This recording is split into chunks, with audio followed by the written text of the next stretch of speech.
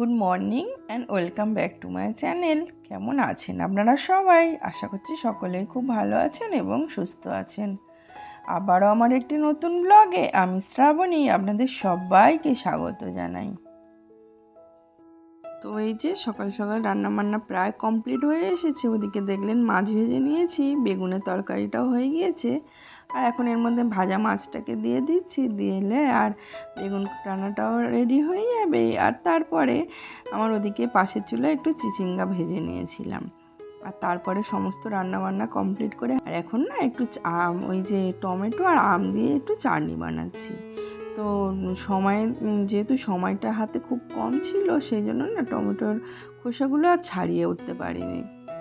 তা না হলে টমেটোর চাটনির মধ্যে খোসাগুলো ছাড়িয়ে নিলেই বেশ ভালো লাগে। তো যাই হোক, টমেটোটাকে সিদ্ধ করতে দিয়ে অনেকগুলো কাজ করে ফেলেছি। আর তারপরে টমেটোটা যখন অনেকটাই সফট হয়ে গিয়েছিল, ওটাকে ভালোভাবে নাড়াচাড়া করে ওর মধ্যে একটু তেঁতুল আর একটু আম দিয়ে দিয়েছি, আর লবণও দিয়েছিলাম, তবে কোনো রকম মিষ্টি এখনও পর্যন্ত অ্যাড করিনি। এবারে চাটনিটাকে বাগার দিয়ে নেবো। একটু শুকনো লঙ্কা, দুটো তেজপাতা আর একটু পাঁচফোড়ন দিয়ে চাটনিটাকে বাগার দিয়ে নিলাম। আসলে আগে আমি কেন চিনি অ্যাড করিনি, মায়ের যেহেতু সুগার, ওনার জন্য একটু তুলে নিচ্ছি।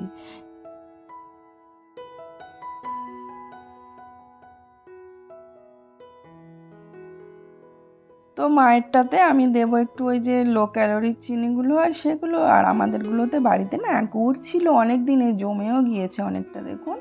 তো কৌটোটা কেটে নিয়েছি, নিয়ে ওর মধ্যে দিয়ে চামচের সাহায্যে খুব শক্ত করে আর কি টাইট মতো হয়ে গিয়েছে, তো ওটাকে চেপে চেপেই বার করতে হয়েছে। তো যাই হোক, এখন টমেটোর চাটনিটা রেডি হয়ে গেছে। আর তারপরে বিকাল বলতে সন্ধ্যার দিকে একটু বেরিয়েছিলাম, একটু গিয়েছিলাম বিশালে, দু একটা জিনিস কেনাকাটা করার ছিল, তো সেই জন্যই গিয়েছিলাম। একটা দস্তরখান দেখছিলাম, এখানে বেশ সুন্দর সুন্দর দস্তরখান ছিল এখানে। তো অনেকগুলো, যেহেতু সবই সুন্দর, তো কোনটা ছেড়ে কোনটা নেব না বুঝে উঠতে পারছিলাম না। আর এদিকে এটা দেখুন, একটা ভাঁড় পয়সা জমানোর ভাঁড় আর কি, আমরা তো ওটাকে ভাঁড়ই বলে থাকি। তো ওটা আমার ইনায়া তো হাতছাড়া করছিল না। আর এই যে একটা কুশন, ও এরকম একটা নিয়েছে, আবার ওটা হাতে করে ধরে নিয়ে ঘুরছে। তো যাই হোক, ওদিকে কুশনগুলো দেখে রেখে দিলাম। আর তারপরে এদিকে আবার একটু দস্তরখান দেখছিলাম। এই যে এইটাও পছন্দ হয়েছিল, তবে এটা নিইনি, নিচে যেটা ওটা নিয়ে এটা নিয়েছিলাম। আর কি বলো তো, এখানে সমস্ত দস্তরখানগুলো এত সুন্দর সুন্দর ছিল না, আমি না কনফিউজড হয়ে যাচ্ছিলাম যে কোনটা ছেড়ে কোনটা নেব। এটাও বেশ পছন্দ হয়েছিল, তবে এর ওই কাপড় বা প্লাস্টিক কোয়ালিটিটা অতটাও সুন্দর ছিল না। তো যাই হোক, তারপরে ওদিকে একটা দস্তরখান ফাইনাল করে এদিকে চলে এলাম। একটু পাপোশ দেখছিলাম, দুটো পাপোশ নেব বলে দেখছিলাম। যদিও পাপোশগুলো নিয়েও ছিলাম, তবে শেষে কোনো কারণবশত পাপোশটা নেওয়া হয়নি। ওই যে পাপোশটা দেখছিলাম, ওটা খুব পছন্দ হয়েছিল, তো ওটাকে নিয়েছিলাম। আর এই দুটো নিয়েছিলাম, কিন্তু শেষে আর কোনো কারণবশত দুটো আর বিল করতে পারিনি। তো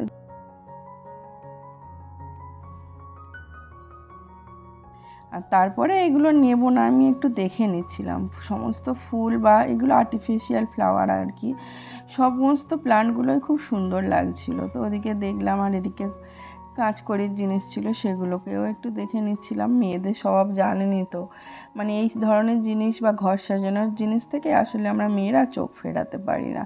তো যাই হোক, ওখান থেকে টুকিটাকি কয়েকটা কেনাকাটা করে হাজব্যান্ড এখন এখানে বিল করে নিচ্ছে। আর এখনও পর্যন্ত আমার যে সমস্ত বন্ধুরা আমার ভিডিওটি কন্টিনিউ করছেন, অথচ একটা লাইক দিতে ভুলে গেছেন, প্লিজ ভিডিওতে একটা লাইক দিয়ে দেবেন। এবং আমার ভিডিওটি সম্পূর্ণ দেখার পরে আপনাদের কোথাও কোনো অংশে যদি একটু ভালো লেগে থাকে, তাহলে চ্যানেলটিকে সাবস্ক্রাইব করে দিয়ে বরাবরের মতো আমার পাশে থেকে যেতে পারেন। আর এই ভিডিও ক্লিপটা তারও 1-2 দিন পরে কোনো কারণবশত আমার দিদি জামাইবাবু এসেছিলো একটু আমাদের বারুইপুর বাজারে, আর আমি আর হাজব্যান্ডও গিয়েছিলাম। তো ইনাকে একটু ফটো ছবি তুলবো বলে দাঁড়াতে বললাম, তো ওকে ছবি তোলার জন্য দাঁড়াতে বললে ও মুখের মধ্যে ভেবে হাত দিয়ে পোজ দিতে থাকে। তো দিদি জামাইবাবুরা এখনও এসে পৌঁছায়নি, তো আমরা অপেক্ষা করছিলাম।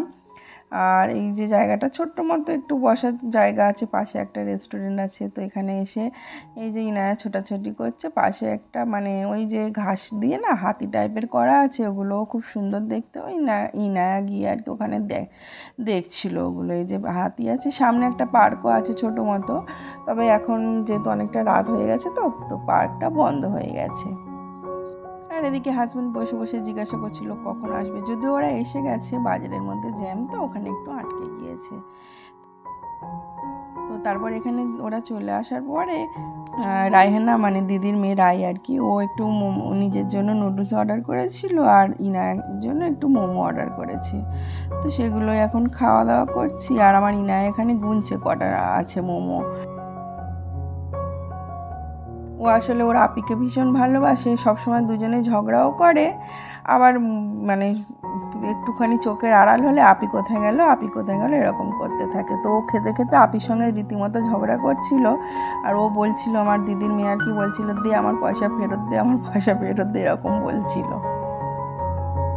আসলে ওর মায়েরও একা সন্তান, তো তো সেই কারণে না আমার মেয়ে কিংবা আমার দাদার ছেলেদের সঙ্গে রায় এমনভাবে থাকে, তো সম্পূর্ণ নিজের ভাই বা বোনদের সঙ্গে যেমন কোনো ছোট ছোট কারণের ঝগড়া করে আবার ভালোবাসে, তো এদের সঙ্গে না ও ঠিক তেমনই সম্পর্ক রাখে।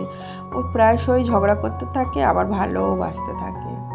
তো যাই হোক, ওদের খুনসুটি এভাবে চলতে থাকুক, আর আজকের মতো তাহলে ভিডিওটিকে এখানেই শেষ করলাম। দেখা হবে আবারও কোনো পরবর্তী ভিডিওতে, ততক্ষণের জন্য ভালো থাকবেন, সুস্থ থাকবেন।